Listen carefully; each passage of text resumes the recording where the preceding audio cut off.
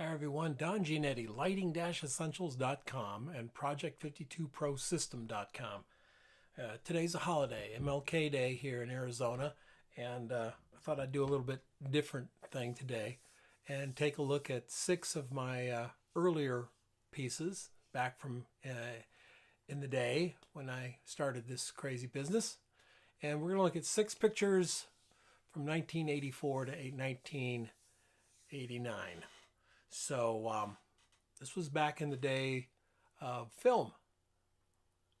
Y'all remember film, don't you? Well, some of you probably have no idea. It used to come in a little roll. It was messy chemistry, the whole bit. Much of this work was done for clients and models here in the Valley. I worked for a modeling agency called Plaza 3. That was one of the big modeling agencies here in the Valley, and I did a lot of work for their models and their bookers. Met some really wonderful people along the way and had a great time. So let's look at a couple of shots here. I hope you like them. They're from a long, long time ago. And the first up is Pam. Pam is someone's kind of special to me because my brother actually married Pam about 2 years after I made this photograph, so she was my sister-in-law for a while. Pam went to New York, worked with Ford, Eileen Ford Agency. My brother was a photographer there. And this shot was done in the studio, and it was done with a very favorite lighting configuration. And that was a silver board on the floor, putting the model on the floor so she leaned with her arm, so she's sitting on her hip on the floor. I really liked that because it really gave me a lot of dimension with the shoulders, a lot of work I could do with the shoulders if they were sitting and not standing up or sitting on a stool. So I sat them down on their hips, and then I would sit down on a low chair or a milk crate or something, tripod, so I could really frame it up. This was done on Kodachrome, which was rare for me. I rarely shot Kodachrome for faces, but Pam had this absolutely incredible skin. This is not retouched. It's not even retouched from the slide being scanned, other than I removed some dust spots, but I haven't done anything else to it. I didn't clean up her skin or anything. This is Pam with the great makeup work of some of our makeup artists back then. I really can't remember if this was Kathy Razzo or Danita, but probably Kathy. Kathy was a great makeup artist, and she probably did this face. So the configuration was the camera was right in the middle of 3 small umbrellas, 3 24-inch umbrellas, one on each side, one above the camera with the lens coming through. They were all shot with the lowest power possible. So on my old Norman gear, we'd have to put heads into the lowest set of outlets, and that was 4. That gave me 100 watt seconds into each of the 4 heads. The 4th head is on the floor in the back, and that's just stuff we would lean pallets and seamless paper, black and white seamless paper, just lean it up against the wall and get these shadows across it, just to break it up and to keep that down to a bare minimum amount of light. Now these 3 umbrellas around the lens really gave me some latitude to move the model in and back. So this was shot with a 105 Nikkor with those 3 umbrellas, and you can see how small the umbrellas there are in the eye. Next up, we have, I don't remember which of the Crosby, Stills, and Nash. I think it was David Crosby. She was married to David Crosby. This was taken at about 3 o'clock in the morning after a shoot we had done in the studio in Chicago.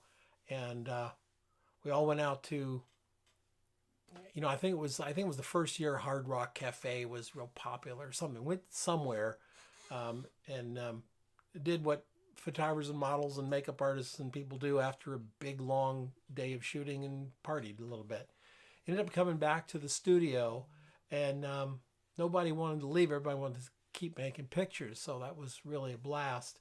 This was done on a 85 1.8 lens at 1.8.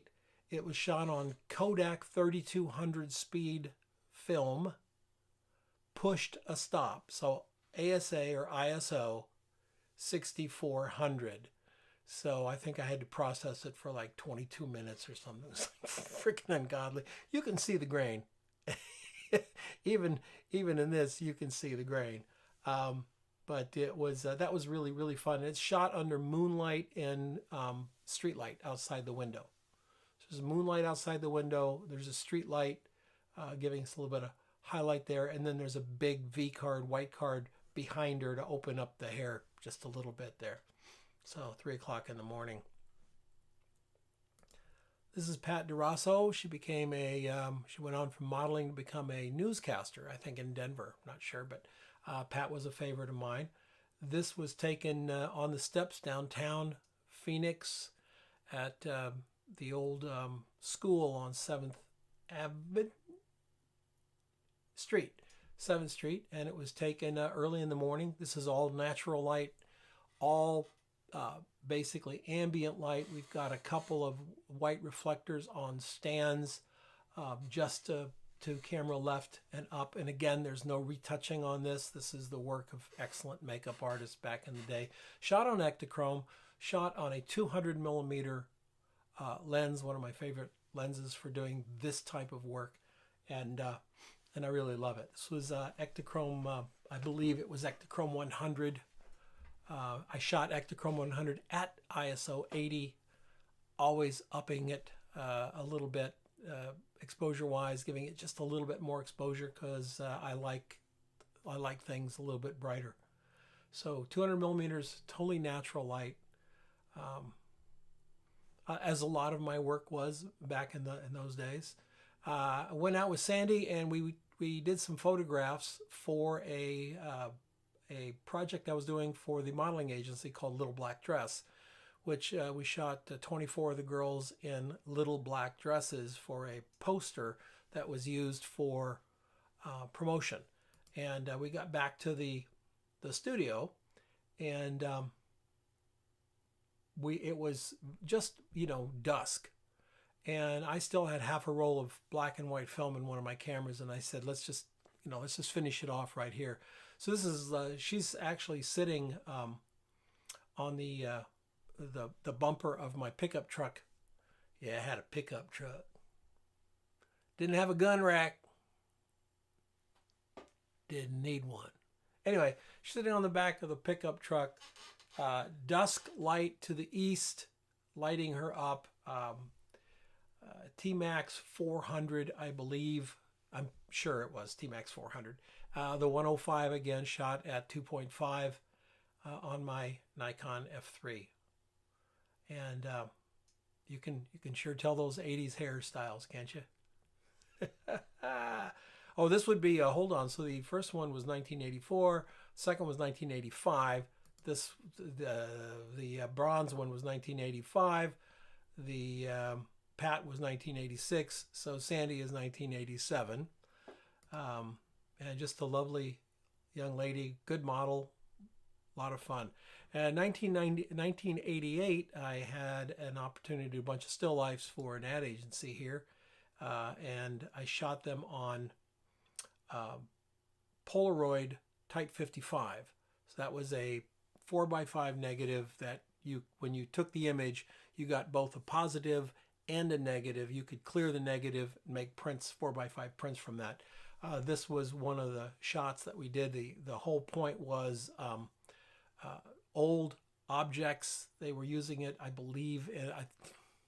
I can remember taking the photograph. I can't remember what they used it for. I think it was a home builder or something, and we shot about 10 different still lifes. I don't think they used this one. They stayed mostly with the carpentry ones, but I liked how this came out. And this is shot with a hot light through block glass, and that's it, 4x5. Then 1989, this young lady, and I don't remember her name. It'll come to me in a second. This young lady came into the studio and we did a lot of photographs with her. She was a lot of fun. And this is her sitting in the doorway of my office, which faced west. The doorway faced west. And it was very late in the day. And just as soon as the sun went behind the building that was behind me as the photographer, behind the building, and the shadow went up, that's when we took the shots. We had about 5 minutes when the light was really, really pretty because it was the whole sky was just this giant, giant softbox. This was a lot of fun. This was shot with the, again, shot with a 180 millimeter 2.8 Nikkor, which became my go-to lens for the next decade and a half, practically. Yeah, at least the 90s was the 182 2.8 was on my camera, literally.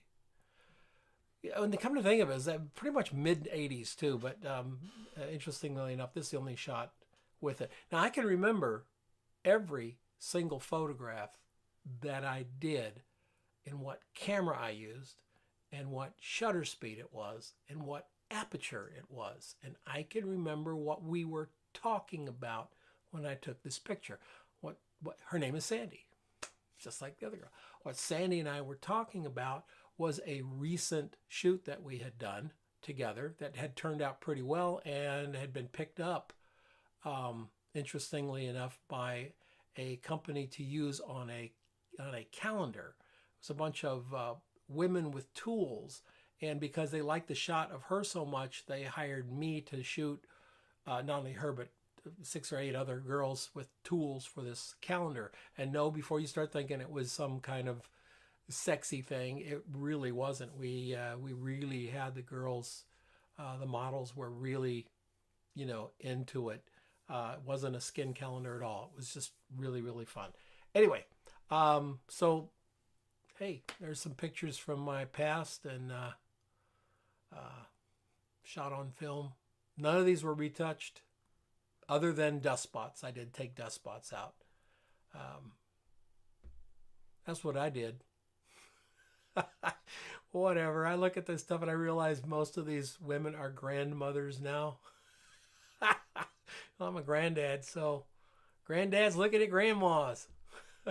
I'll see you next time.